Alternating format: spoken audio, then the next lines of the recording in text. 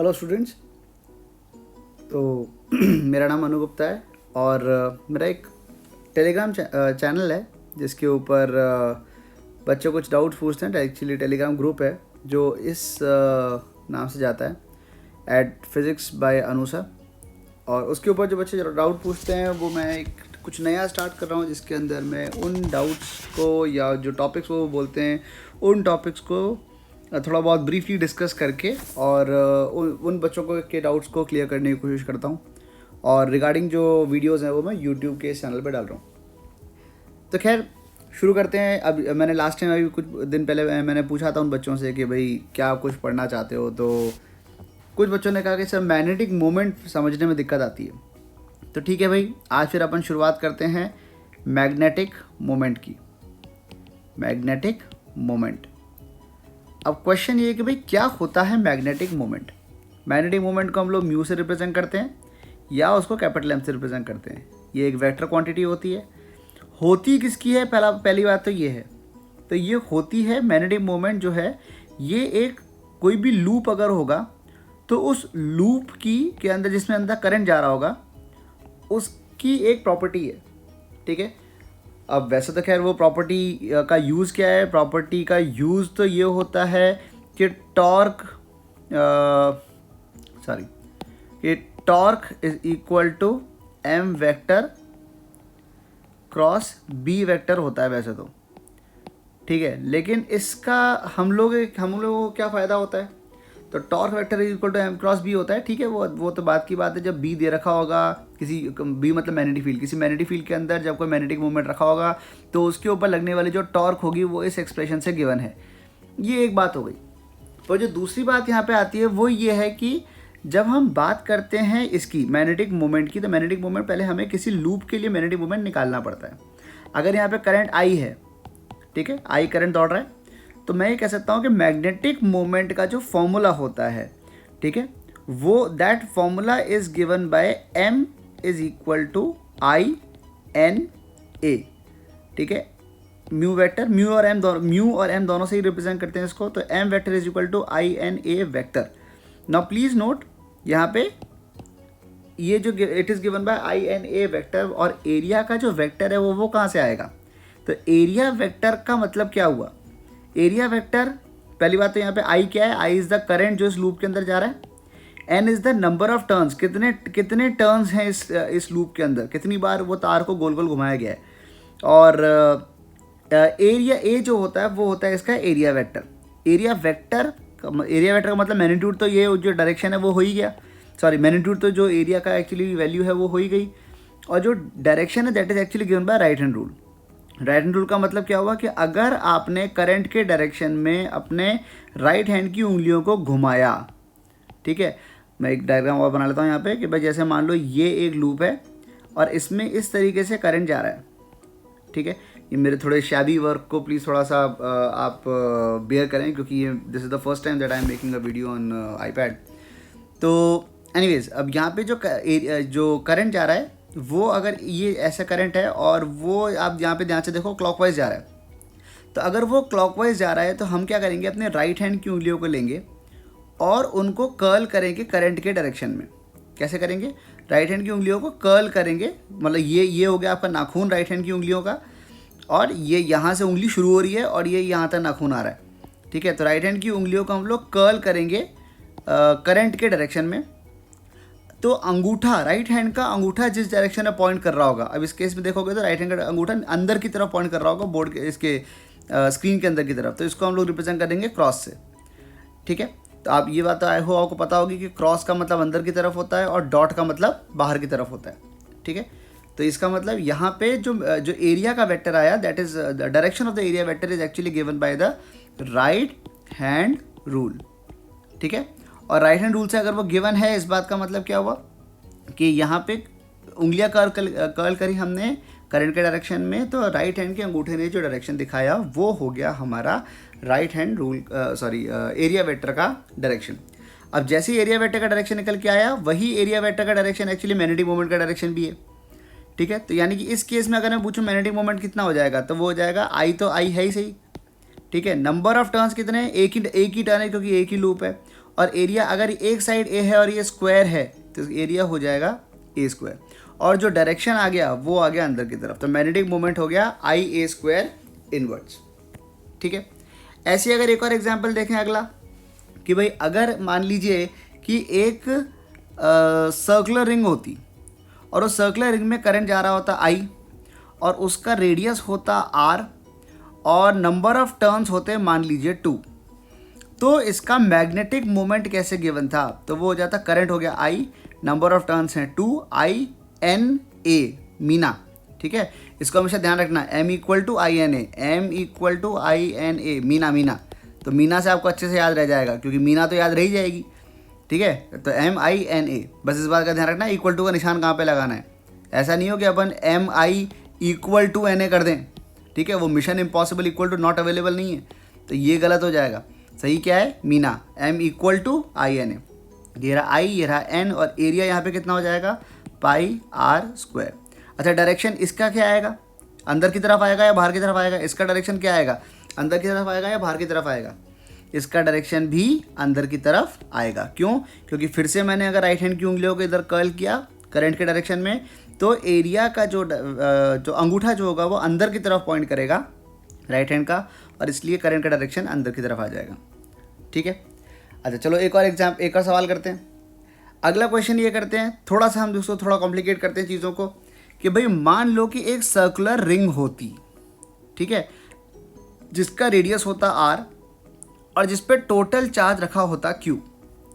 ठीक है, और अगर ये रिंग अपने सेंटर के अबाउट एक कांस्टेंट एंगुलर वेलोसिटी ओमेगा से घूम रही होती, तो इस सिस्टम का मैग्नेटिक मोमेंट क्या होता। अब दिक्कत ये है कि भाई मैग्नेटिक मोमेंट का जो फॉर्मूला हम जानते हैं वो तो है आई एन ए। अब आई तो है ही नहीं यहाँ पे कोई, तो आई एन ए का क्या करें, ये क्या बन गया, अरे गोला बना रहा था ट्रायंगल बन गया, चलो कोई बात नहीं।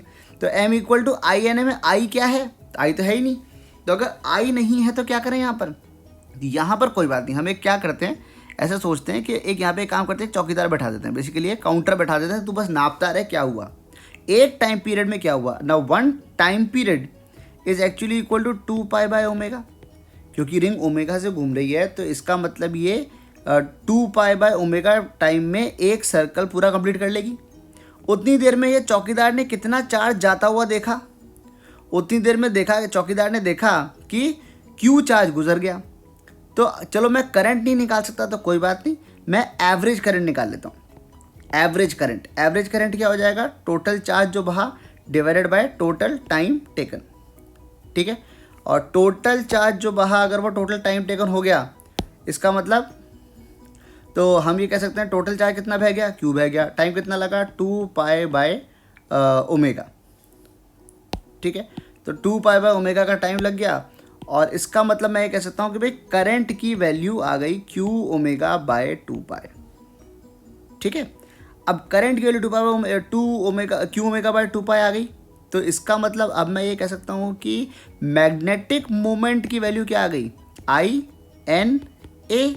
तो आई तो हो गया Q omega by 2 pi, number of turns एक ही है क्योंकि एक ही रिंग है, और मल्टीप्लाइड बाय ए, एरिया हो गया पाई आर स्क्वायर। तो ये आ गया इसका मैग्नेटिक मोमेंट। समझ में आ गई ये वाली बात, कोई हैरानी परेशानी तो नहीं इसके अंदर अभी तक। अच्छा, डायरेक्शन क्या आएगा, तो अगर ये चार्ज पॉजिटिव है और ये एंटी क्लॉकवाइज घूम रहा और ये एंटी क्लॉकवाइज घूम रहा है, तो हम अगेन अपनी उंगलियों को एंटी क्लॉकवाइज डायरेक्शन में कर्ल करेंगे। ये हैं उंगलियों के नाखून। ठीक है, और उंगलियों को, राइट हैंड की उंगलियों को इस डायरेक्शन में अगर मैं रखता हूँ तो अंगूठा जो होगा वो बाहर की तरफ पॉइंट कर रहा होगा, और बाहर की तरफ पॉइंट कर रहा है तो इसका मतलब ये मैग्नेटिक मोमेंट हो गया बाहर की तरफ। ठीक है, तो इसका मैग्नेटिक मोमेंट, इस वाले क्वेश्चन में मैग्नेटिक मोमेंट की वैल्यू आ गई Q omega by 2 pi into pi are square. In fact pi से पाई कट गया और बचा क्या, बचा Q omega r square by 2। ये आ गया मैग्नेटिक मोमेंट बाहर की तरफ।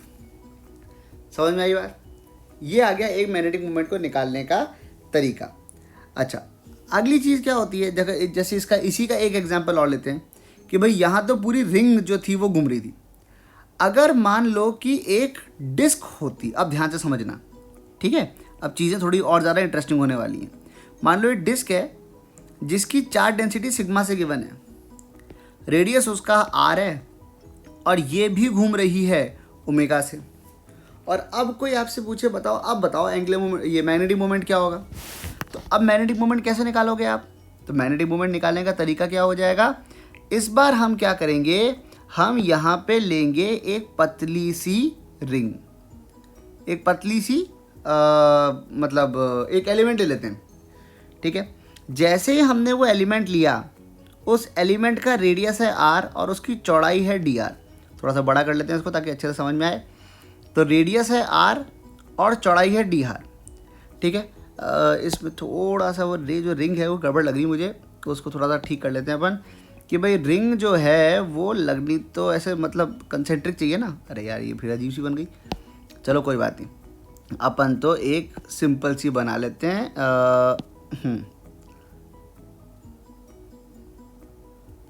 ना, हाँ अपन हाथ से बना लेते हैं, इनके एआई की ज़रूरत नहीं है हमको। हाँ तो आर और डी आर, तो ये पतली सी एक रिंग बन गई। अब क्या मुझे बता सकते हो, इस छोटी ये जो पतली सी रिंग बनी है उसका रेडियस कितना है, आर, छोटा आर है, और उसकी चौड़ाई कितनी है, डी आर है। तो उसका एरिया कितना है, उसका एरिया है 2 पाई आर डी आर। और अगर उसका एरिया 2 पाई आर डी आर है, इस बात का मतलब क्या हुआ, इस बात का मतलब ये हुआ कि उसका चार्ज हो गया सिग्मा इंटू 2 पाई आर डी आर, क्योंकि सिग्मा क्या है, चार्ज पर यूनिट एरिया, ठीक है। एक यूनिट एरिया का चार्ज सिग्मा, एक यूनिट एरिया का चार्ज सिग्मा, 2 यूनिट एरिया का चार्ज 2 सिग्मा, 5 यूनिट एरिया का चार्ज 5 सिग्मा। तो इतने एरिया का चार्ज इतने इंटू सिग्मा, इतने इंटू सिग्मा। तो ये क्या बन गया, ये एरिया बन गया। जैसे ही ये आया हमारे पास एरिया, ये आ गया चार्ज, इस एरिया का चार्ज को मैंने फिर से, जैसे अगर आप ध्यान रखो जैसे जो पहले किया था, चार्ज को मैंने लिखा और एवरेज करंट निकालने के लिए चार्ज अपॉन टाइम कर दिया। तो ये रहा, तो ये रहा चार्ज, ये रहा चार्ज, और उसको डिवाइड कर दिया 2 पाई बाय ओमेगा से। ये मुझे क्या देगा, ये मुझे देगा एवरेज करंट, ठीक है। इनफैक्ट ये 2 पाई कट मरे, बचा क्या, R D R sigma into omega. ये क्या चीज़ है, ये है मैग्नेटिक, ये है आई। एन क्या है, तो इस रिंग के लिए एन ए की तो रिंग है, और एरिया कितना है इस रिंग का एरिया है पाई आर स्क्वायर। प्लीज़ नोट, किसी हो सकता है किसी के दिल में ख्याल आए सर पाई आर स्क्वायर नहीं सर, एरिया 2 पाई आर डी आर लिखो। अरे वो ये वाले एरिया की बात नहीं हो रही है, वाइट वाले एरिया की बात हो रही है, इस पूरे ग्रीन वाले एरिया की, ये पूरे ग्रीन वाले एरिया की बात हो रही है। तो ये बन गया पाई आर स्क्वायर। अब ये आया मैग्नेटिक मोमेंट सिर्फ एक लूप का, ठीक है, ये सिर्फ एक रिंग का मैग्नेटिक मोमेंट आया है। मुझे तो पूरी पूरी डिस्क का चाहिए, तो फिर मैं क्या करूँगा, तो मैं करूँगा इसको इंटीग्रेट। कहाँ से कहाँ तक जाएगा इंटीग्रल, तो इंटीग्रल विल गो फ्रॉम 0, ठीक है, radius goes from 0 to capital R. तो ये क्या हो गया, sigma into omega into pi, तो बाहर आ गए, अंदर बचा आर क्यूब डी आर का इंटीग्रल 0 से लेके कैपिटल आर तक। तो जिसको जब निकालोगे तो आएगा सिग्मा ओमेगा पाई आर की पावर 4 अपॉन 4, ठीक है। तो इसका मैग्नेटिक मोमेंट आ गया। ये डायरेक्शन किधर आएगा, अगर ये एंटी क्लॉकवाइज घूम रहा है तो उंगलियां घूमेंगी ऐसे, एंटी क्लॉकवाइज डायरेक्शन में उंगलियां कर्ल करेंगी, और अंगूठा बाहर की तरफ पॉइंट कर रहा होगा, तो ये इसका जो डायरेक्शन होगा वो ये वाला आ जाएगा, ठीक है। ये समझ में आया क्या आपको, तो सिग्मा ओमेगा पाई आर की पावर 4 अपॉन 4 हो गया इसका मैग्नेटिक मोमेंट, ठीक है। अब यहाँ पर एक बहुत ही बढ़िया सी ट्रिक आती है, ठीक है। ट्रिक क्या है, बहुत बढ़िया सी ट्रिक है भाई। ट्रिक क्या है, ये वाला पहले समझ में आ गया, एक बार और समझा दूँ इसको एक बार और समझा देते हो, एक बार और देख लो इसको क्या हुआ इसके अंदर। हमने क्या किया, एक रिंग ली अलग से, मैं एक जगह अलग से कर लेता हूँ उसको, कि भाई हमने क्या हुआ कि एक यहाँ पे एक रिंग ली, एक डिस्क दे रखी थी, एक डिस्क दे रखी थी, और डिस्क में चार्ज डेंसिटी सिग्मा थी, और उसमें मैंने यहाँ पे अंदर ही अंदर एक रिंग ली, ठीक है, और रिंग का रेडियस था आर, रिंग की चौड़ाई थी डी आर, ठीक है। तो उसका एरिया हो गया 2 पाई आर डी आर, ठीक है। अगर एरिया 2 पाई आर डी आर हो गया, मल्टीप्लाई किया मैंने सिग्मा से, चार्ज आ गया, चार्ज को डिवाइड किया 2 पाई बाय ओमेगा से, total charge upon total time, तो 2 पाई बाय ओमेगा से डिवाइड किया तो ये करंट आ गया। नंबर ऑफ टर्न्स 1 है, एरिया है इसका पाई आर स्क्वायर, ठीक है। और इसको कर दिया इंटीग्रेट 0 से लेके कैपिटल आर तक। ये लिखा हुआ है मैग्नेटिक मोमेंट एक रिंग का, ये पूरी एक रिंग का मैग्नेटिक मोमेंट ये लिखा हुआ है, ठीक है। पर ऐसी एक नहीं है, ऐसी तो बहुत सारी रिंग्स हैं, तो उन सबको इंटीग्रेट करके 0 से आर तक लेकर आए, और जब सॉल्व करते हैं तो वो जो चीज़ है वो ये वाली आ जाती है, ठीक है। अब यहाँ पे मैं आपको एक ट्रिक बताता हूँ, ठीक है। ट्रिक क्या होती है वो ध्यान से सुनना, थोड़ा सा रोटेशन लगेगा इसके अंदर, लेकिन क्वेश्चन बहुत आसानी से सॉल्व होएगा।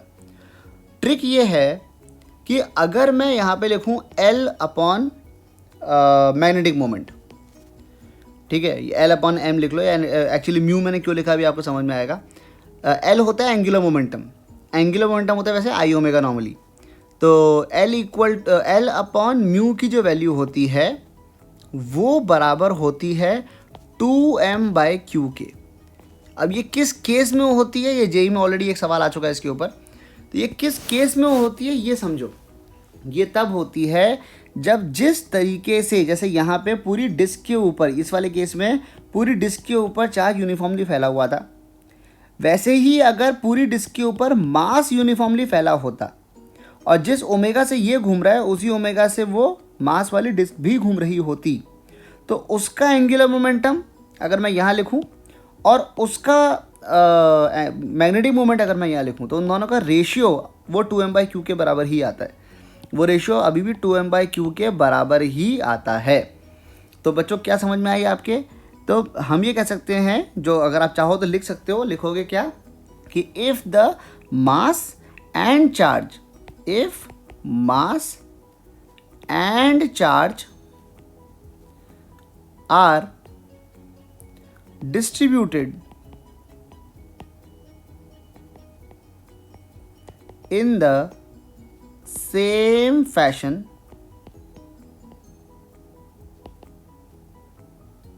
in that case this is true, ठीक है। तो अब इसको देखो, इस वाले केस में करने की कोशिश करते हैं, इस वाले केस में लगाने की कोशिश करते हैं। अभी वैसे अपन ने एक तरीके से निकाल लिया, वो delta Q by delta T से निकाल के हम लोग आंसर तो ले आए, ये आंसर यहाँ पे लिखा हुआ है, ठीक है। लेकिन नहीं, मैं तो इस तरीके से निकालने की कोशिश करूँगा, ठीक है। सेम क्वेश्चन कि अगर एक रिंग है ये वाली, और ये रिंग अगर इस पर चार्ज Q है और ये ओमेगा से घूम रही है, ठीक है। तो अगर ये ओमेगा से घूम रही है तो उस केस में क्या होगा? उस केस में ये होगा कि यहाँ पे अगर वो रिंग इस ओमेगा से घूम रही है, तो मैं कह सकता हूँ उसका, अगर इसका मास m मान लेते हैं और टोटल चार्ज तो Q दे ही रखा है, टोटल चार्ज तो Q दे ही रखा है, मास m मान लेते हैं, तो एंगुलर मोमेंटम कितना हो जाएगा? एंगुलर मोमेंटम हो जाएगा आई ओमेगा। अब इसका मोमेंट आई ओमेगा क्या? Moment of inertia into omega. Moment of inertia क्या होता है? mr² into omega divided by mu, जो निकालना है, is equal to twice of mass upon charge, ठीक है। ये बस ये वाले की सारी वैल्यू उठा के डाल दिए, तो mr², ये तो आई हो गया, इनटू ओमेगा, ये एंगुलर मोमेंटम हो गया, divide by mu is equal to 2m/q। Simple एक लाइन लिखी है अपन ने, और देखो खटाक से दौड़ते वक्त देखो m से m तो कट मरे आपस में, और देखो ध्यान से म्यू की वैल्यू कितनी आई, म्यू उधर गया, q उधर गया, तो वो क्या बन गया? q into omega into r²/2। बहुत ध्यान से देखो, यही वाली चीज़ वापस से आ गई, q ओमेगा इंटू r²/2। तो वो चाहे आप कैलकुलेशन करके निकालो या फिर फटाक से निकाल लो। अब जब फटाक से निकलता होगा तो एग्जाम में बैठ के हम कैलकुलेशन क्यों करेंगे? और ये ऐसा नहीं है कि ये सिर्फ यहीं पे ट्रू है, जब भी ये वाली कंडीशन वैलिड है तो ये चीज़ हमेशा ट्रू है, ठीक है। एक और ये वाला एग्जाम्पल भी देख लेते हैं, इसमें तो हमने इंटीग्रेशन वगैरह भी करना पड़ गया था, लेकिन अगर इसको वैसे करूँ तो क्या लिखा है? L अपॉन ओमेगा, ठीक है, सॉरी ओमेगा नहीं है, क्या था? L अपॉन, नीचे क्या रखते हैं अपन? नीचे रखते हैं L upon mu is equal to क्या? L upon mu is equal to 2m/q। तो अगर यहाँ पे एंगुलर मोमेंटम लिखेंगे तो डिस्क का मोमेंटम इनर्शिया क्या होता है बच्चों? डिस्क का मोमेंटम होता है mr²/2, और म्यू और आ गया equal to twice of m, mass तो m ही है, और चार्ज क्या है? चार्ज है सिग्मा इंटू पाई r²।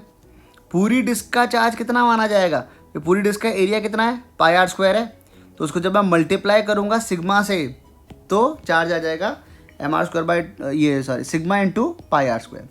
अब जैसे ही आपने इसको ये लिखा, देखो एम से एम फिर कटे, वो तो हमेशा ही कटेंगे, ठीक है। एक्चुअली मैं आपको समझ में आ रहा है मैं बार बार यहाँ पे म्यू क्यों लिख रहा था, एम क्यों नहीं लिख रहा था, क्योंकि यहाँ भी एम है यहाँ भी एम है, कहीं ऐसा नहीं जल्दी जल्दी में यही कट गया। तो इस म्यू को अगर इस ये वाला एम अगर वहाँ उस एम से काट दिया तो सॉल्व क्या करोगे, ठीक है। लेकिन एनीवे जब आप निकालोगे तब यहाँ पे म्यू की वैल्यू क्या आ जाएगी, म्यू एक तरफ कर दिया बाकी सब दूसरी तरफ, तो सिग्मा और एक ये पाई भी आ गया। अरे एक मिनट, यहाँ पे गड़बड़ कर दी मैंने।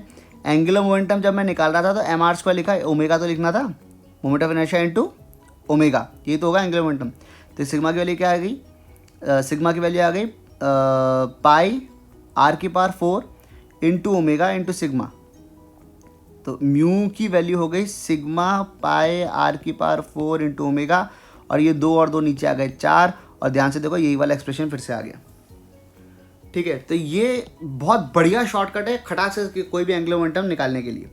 इनफैक्ट अब मैं आपको एक क्वेश्चन दे सकता हूँ, तो मैं आपको एक क्वेश्चन दे रहा हूँ, लेकिन आपका काम ये होगा कि उस क्वेश्चन को सॉल्व करने के लिए आप उसको मतलब मेरा सोल्यूशन नहीं देखोगे, आप वीडियो को पॉज करोगे और उसके बाद खुद से ट्राई करोगे। जैसे अगर मैं कहता हूँ कि यहाँ पे एक हॉलो स्फीयर है, हॉलो स्फीयर का रेडियस है आर, क्या है ये एक हॉलो स्फीयर है, hollow sphere, uniformly charge hollow sphere, charge उसका क्यू है, रेडियस उसका आर है, वो अपने एक्सिस के अबाउट एंगुलर वेलोसिटी ओमेगा से घूम रहा है। तो आपको बताना ये है कि इसका मैग्नेटिक मोमेंट क्या होगा। पॉज कर लो वीडियो, क्योंकि अब मैं इसका सोल्यूशन बताने वाला हूँ। तो हम क्या कह सकते हैं, हम क्या कह सकते हैं, हम ये कह सकते हैं L upon mu is equal to 2m upon Q, ठीक है। एल हो जाएगा, इसका मोमेंट ऑफ इनर्शिया क्या होता है 2/3 mr square into omega square, और क्या हो गया 2/3 mr square multiplied by omega divided by magnetic moment is equal to 2m by Q. और जैसे ही आपने ये जो चीज़ लिखी है, लिखते के साथ ही क्या होगा, अब हम ये कह सकते हैं कि अगर ये हॉलो स्फीयर था तो मैग्नेटिक मोमेंट तो मोमेंट ऑफ इनर्शिया आ गया 2/3 mr square into omega by mu equal to 2m, m से कट गया m, और म्यू की वैल्यू बहुत ही बढ़िया तेज़ी से कूदती फांती गिरती पड़ती क्या आ गई है, वो आ गई है 2/3, इनफैक्ट ये 2 भी कट गया, सॉरी, तो 2 भी नहीं है भाई, 2 से भी जान छूटी हमारी। तो क्या बचा, फिर तो बचा q into omega into R square by 3, ये आ गया मैग्नेटिक मोमेंट। और कायदे से आप समझ रहे हो, अगर इसको पूरा सॉल्व करना होता तो कैसे सॉल्व करते, पूरा सॉल्व करने के लिए पहले हम यहाँ पे पतली पतली रिंग लेते, ठीक है, और वो रिंग का पहले उसका एरिया निकालते, फिर उसका चार्ज निकालते, फिर एक रिंग का मैग्नेटिक मोमेंट निकालते, फिर सारी रिंग्स के मैग्नेटिक मोमेंट को इंटीग्रेट करते, तब जाके ये आंसर आता, जो कि एक्चुअली काफ़ी लंबा काम होता, काफ़ी टीडियस काम होता, पर खटाक से आंसर आ गया बिल्कुल। ऐसी अगर आप एक और चलो एक और करते हैं, ठीक है। अब है ये कि सॉलिड स्फीयर होता तो क्या करते कि भाई मान लीजिए कि आपके सामने एक सॉलिड स्फीयर है, ठीक है, सॉलिड स्फीयर, और उसका एक्सिस ये है और ये ओमेगा से घूम रहा है, चार्ज उसका क्यू है, यूनिफॉर्मली चार्ज है, तो बताओ इसका मैग्नेटिक मोमेंट क्या आएगा। तो कैसे निकालोगे मैग्नेटिक मोमेंट, तो मैग्नेटिक मोमेंट निकालने का तरीका होगा क्या, हम कहेंगे एक बार फिर, आप पॉज कर सकते हैं वीडियो को, म्यू अपॉन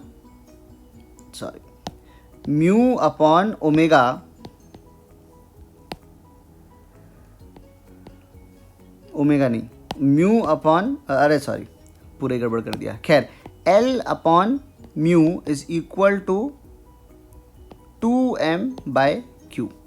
तो एंगुलर मोमेंटम कितना हो गया 2/5 mr square into omega divided by mu is equal to 2m by Q, ठीक है। m से m कटा, 2 से 2 कटा, और बहुत ही बढ़िया तरीके से म्यू की वैल्यू आ गई है q omega r square by 5। अब और अगर इसको अगर पूरी तरीके से करना होता तो क्या करते, तो हम ये करते कि तो हम यहाँ पे लेते एक डिस्क, ठीक है। अब ध्यान से समझो, पहले तो ये डिस्क के लिए जो हमने ये फॉर्मूला निकाला था ना, ये वाला, पहले एक डिस्क का एरिया निकाला जाता उस केस में, फिर उस डिस्क के लिए ये फॉर्मूला, ये वाला फॉर्मूला यूज़ करके इस एक डिस्क का मैग्नेटिक मोमेंट निकलता, फिर ऐसी तो कई सारी डिस्क है, उन सब के लिए इंटीग्रेट होता। ये लंबा चौड़ा सवाल था, और तब जाके ये आंसर आता जो हमने बहुत ही तेज़ी के साथ निकाल लिया। ठीक है, एक और एग्जाम्पल देख लेते हैं।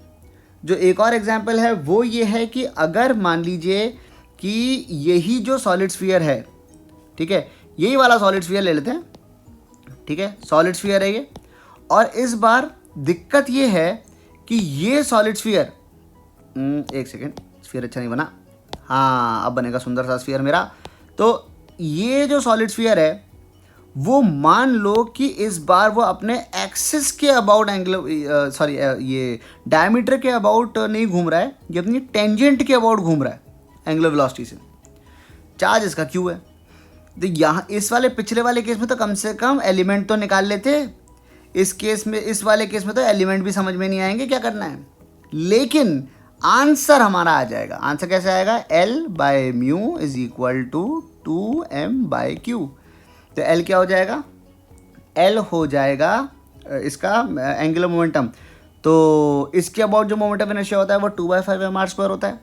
तो इसके अबाउट जो मोमेंट ऑफ इनर्शिया आ गया वो 7/5 mr² आया। उसको मल्टीप्लाई किया ओमेगा से तो एंगुलर मोमेंटम आ गया, divided by mu is equal to 2m by Q. तो मास से कटा मास, और क्यू की वैल्यू नहीं निकालनी थी हमको, किसकी वैल्यू निकालनी थी? हमको निकालनी थी म्यू की वैल्यू। तो म्यू की वैल्यू क्या आ गई? Q omega r² into 7/5। ठीक है, ये आ गया इसका भी आंसर। अब इसके बाद जो एक और थोड़ा सा और कॉम्प्लिकेटेड क्वेश्चन आ सकता है, जो एक्चुअली इरडो का सवाल है। ये एक्चुअली इरडो का सवाल है, साथ ही ये जेई में भी पूछा जा चुका है ऑलरेडी। और ये जो क्वेश्चन है बहुत ही खूबसूरत सवाल है। सवाल ये है कि अगर मान लो कि एक लूप है, ठीक है, एक स्पाइरल है, टाइटली बाउंड स्पाइरल कहते हैं, ठीक है, और वो स्पाइरल कुछ इस तरीके का है, ऐसे बड़ा बड़ा बड़ा बड़ा बड़ा बड़ा बड़ा बड़ा बड़ा बड़ा होते होते होते होते होते होते बहुत ही बड़ा हो गया। मान लो यहाँ तक आ गया, चलो ठीक है। अब यहाँ पे क्या हुआ कि यहाँ से करंट घुसा और यहाँ से करंट बाहर निकल गया। जो इनर रेडियस है, इनर रेडियस दे रखा है आपको ए, और जो आउटर रेडियस है वो दे रखा है बी। नंबर ऑफ टर्न्स इसके अंदर n है, and these are closely bound. तो क्वेश्चन ये है कि बताइए कि इस पूरे सेटअप का मैग्नेटिक मोमेंट क्या होगा। तब कैसे निकालोगे इस पूरे सेटअप का मैग्नेटिक मोमेंट? बहुत सिंपल अप्रोच है इसकी, बहुत ही सिंपल। ठीक है, इन्होंने एक्चुअली ये जो क्लोजली बाउंड कह दिया ना, क्लोजली बाउंड, बहुत ही खूबसूरत बात कही। इरडो का सवाल है, तो अब सीधी सी बात है, इरडो का सवाल है तो कुछ ना कुछ तो थोड़ा सा दिमाग लगाने वाली चीज़ होगी सही, लेकिन फिर भी उतना कोई बहुत भारी सवाल नहीं है। सिंपल सी बात ये है कि आप ये मान लो कि एक ये तार जो है वो ऑलमोस्ट एक दूसरे से जुड़े हुए थे, ऑब्वियसली इंसुलेटेड है, ऐसा नहीं कि मतलब यहाँ पे गया और सीधे करंट रेडियली बाहर आ गया, ऐसे गोल गोल घूम के ही करंट बाहर आया। तो हमने कहा कि भाई एक काम करो, ये बड़ा रिंग, ठीक है, एक सेकेंड, अगर मैंने ये कहा कि यहाँ पर आ गया एक, थोड़ा डायग्राम सुंदर सा बन जाए तो ज़्यादा अच्छा रहे। तो अगर मान लो ये, हाँ, तो एक तो ये हो गई एक बड़ी रिंग, ठीक है, उसके बाद उसके अंदर एक ये छोटी रिंग, एक और, तो उसके अंदर एक आई ये छोटी रिंग, ठीक है, और हमने यहाँ पे एक रिंग यहाँ मानी, ठीक है, ये एक एलिमेंट मान लिया।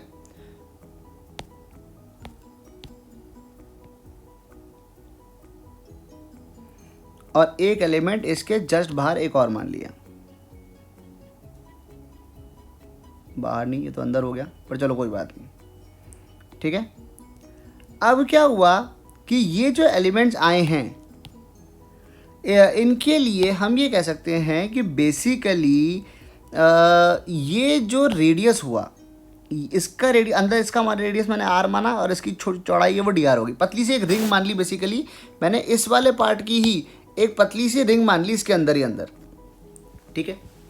तो मैं ये कह सकता हूँ कि इनर रेडियस कितना हो गया? इनर रेडियस हो गया ए, आउटर रेडियस हो गया बी, और इन दोनों के बीच की जो रिंग है वो हो गई आर।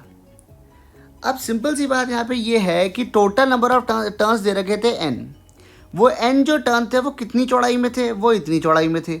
ये चौड़ाई कितनी थी, वो थी b माइनस ए। तो अगर b माइनस ए चौड़ाई में n टर्न्स हैं, b माइनस ए की चौड़ाई में अगर n टर्न्स हैं, तो dr चौड़ाई में कितने होंगे, तो वो हो गए n अपॉन बी माइनस ए इंटू डी आर। तो अगर मैं एक रिंग की बात करूं तो उसमें टर्न्स कितने हैं, इतनी बार तार जा रहा है उसके अंदर से। तो अगर मैं सिर्फ एक रिंग का मैग्नेटिक मोमेंट निकालने की कोशिश करूं, डी म्यू, छोटा सा मैग्नेटिक मोमेंट, बिल्कुल छोटू सा मैग्नेटिक मोमेंट सिर्फ एक ये हरी वाले एलिमेंट का, तो वो आ जाएगा आई हो गया, आई तो आई है, हर तार में करंट आई है।